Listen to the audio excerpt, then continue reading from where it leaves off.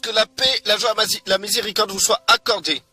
Donc alors, avec toutes les distractions qui se passent en ce moment, avec tout ce qui se passe par rapport aux vacances d'été, etc., par rapport aussi au fait qui a lieu, eh ben, il est possible de perdre l'objectif de vue en tant que chrétien. Il est totalement possible parce que vous n'allez pas me dire que vous pouvez satisfaire la chair et à la fois penser aux choses spirituelles. Non, c'est pas possible. Et si vous y arrivez, je vous encourage à faire des vidéos pour pouvoir nous exhorter, nous conduire dans un chemin de repentance que j'accepterai volontiers. Mais il n'est pas possible à la fois de se détendre, de se distraire et à la fois de penser au royaume et à sa justice. Non, ce n'est pas possible.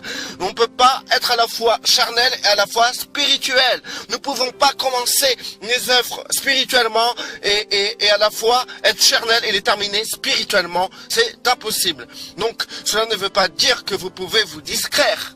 Cela ne veut pas dire que vous ne pouvez pas aller en vacances. Cela veut dire et tout que vous ne devez pas perdre l'objectif de vue. Bien sûr, vous ne devez pas perdre l'objectif de vue d'annoncer l'évangile. Car les gens ont besoin d'entendre l'évangile. Dans le monde où nous sommes aujourd'hui, nous devons annoncer l'évangile. Car il est plus que temps de crier sur les toits et annoncer l'évangile. Nous devons nous faire violence pour annoncer l'évangile. Les gens ont besoin d'entendre. Les gens ont besoin d'être harcelés par l'évangile. Pour que lorsqu'ils seront dans l'agonie, dans la souffrance, dans le malheur, qu'ils n'oublient pas vos paroles et qu'ils n'oublient pas le fait que vous avez dit qu'il y a une solution à leur malheur. Que si jamais ils mouraient, ils devaient être sauvés, car il a un sauveur qui est venu pour eux. Et lorsque ces gens-là sont dans la détresse, pensez à vos paroles. Vous devez leur parler, même si à l'instant même ils vous écoutent pas.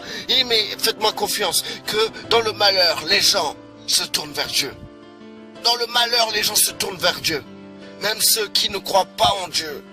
Dans le malheur, ces gens-là se tournent vers Dieu. Donc pour l'instant que vous êtes dans la distraction, etc., que vous allez en vacances, qui, dans votre environnement, annonce l'évangile? Dans le lieu où vous êtes aujourd'hui, dans le camp de vacances où vous êtes, partout sur la plage où vous êtes, qui annonce l'évangile à votre place? Qui? Et lorsque vous allez vous amuser, vous allez faire la fête, etc., pensez-vous vraiment que vous ne perdez pas l'objectif de vue? Est-ce que vraiment vous ne perdez pas l'objectif de vue? Et si vous ne perdez pas l'objectif de vue, alléluia, alléluia, je rends gloire à Dieu parce que vous ne perdez pas l'objectif de vue.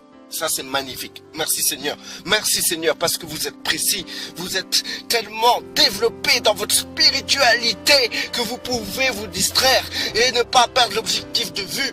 Alléluia, merci Seigneur, parce que là où vous êtes, il y a quelqu'un qui annonce l'évangile. Et là où vous êtes, quelqu'un entend la gloire de Dieu. Merci Seigneur, merci Seigneur. Mais sinon, si vous voyez vous-même que vous êtes trop distrait, vos préoccupations de tous les jours, c'est bronzer. Votre préoccupation de tous les jours, c'est vous détendre. Votre préoccupation, c'est de vouloir satisfaire vos désirs charnels. Parce que vous vous êtes dit que vous avez assez donné dans l'année pour un travail séculier. Parce que vous êtes fatigué et qu'il est temps pour vous de vous reposer. Dans ces cas-là, qui annonce l'évangile? A-t-il un serviteur?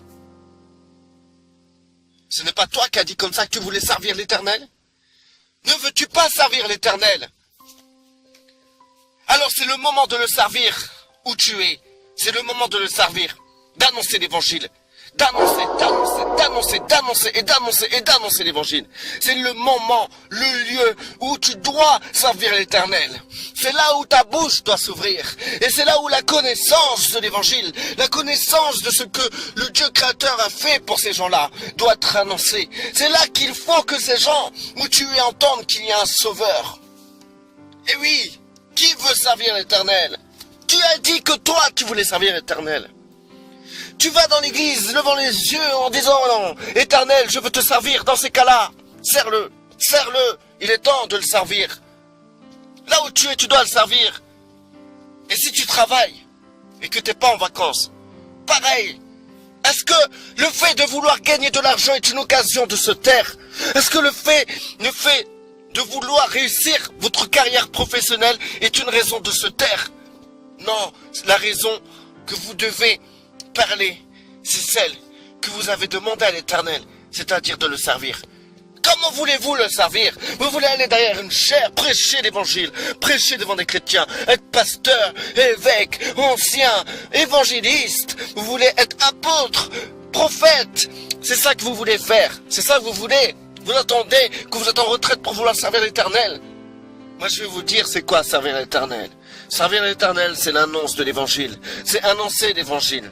Alors là où vous êtes, là, quelle que soit la chose que vous faites, ne perdez pas de vue cet objectif. Annoncez l'Évangile. Que la paix soit sur vous. Que celui qui est béni reste béni. Que celui qui n'est pas béni soit béni au nom puissant de notre Seigneur Yeshua pour la gloire du Père seul.